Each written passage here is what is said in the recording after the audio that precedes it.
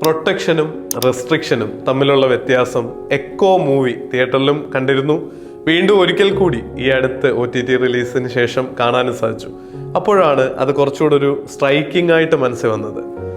നായ്ക്കൾ കാവൽ നിൽക്കുന്ന സോയി അത് പ്രൊട്ടക്ഷൻ ആണെന്ന് വിശ്വസിക്കുകയും ഒരു ലേറ്റർ സ്റ്റേജ് ഓഫ് ലൈഫിൽ അതവരെ ഒരു തടങ്കൽ പാളയത്തിനാക്കുന്നതിന് തുല്യമായിട്ടുള്ള റെസ്ട്രിക്ഷൻ ആണെന്ന് തിരിച്ചറിയുകയും ചെയ്യുന്നിടത്ത് കഥയുടെ ഒരു പ്രധാന ടേണിംഗ് പോയിന്റ് ആവുന്നുണ്ട്.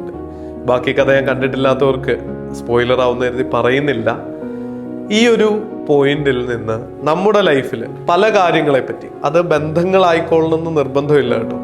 ചില സബ്സ്റ്റൻസിന്റെ യൂസോ അബ്യൂസോ ആവാം, അല്ലെങ്കിൽ ചില പ്രത്യേക ശീലങ്ങളുടെ റെസ്ട്രിക്ഷനിലാണോ പ്രൊട്ടക്ഷനിലാണോ നമ്മളെന്ന് ചിന്തിക്കണം. ചിലപ്പോൾ അത് ദൈവവിശ്വാസം പോലും ആവാം.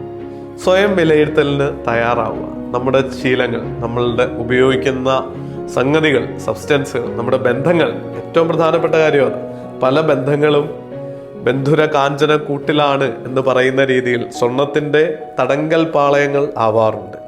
അപ്പോൾ നിങ്ങളുടെ ഓരോ ബന്ധങ്ങളെയും നിങ്ങളുടെ ജീവിതത്തെ തന്നെ ഒന്ന് അവലോകനം ചെയ്യാൻ ഇത്തരം ചില സിനിമകൾ നമ്മൾ എൻ്റർടൈൻമെൻ്റ് ആവുന്നതിനോടൊപ്പം തന്നെ നമ്മളെ ചിന്തിക്കാനും കൂടി പ്രേരിപ്പിക്കാറുണ്ട്.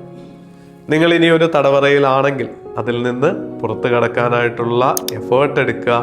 അതോടൊപ്പം തന്നെ നമ്മളായിട്ട് മറ്റൊരാളുടെ ജീവിതത്തിലും ഒരു തടവറ തീർക്കുന്നില്ല എന്നെങ്കിലും ഉറപ്പുവരുത്തുക.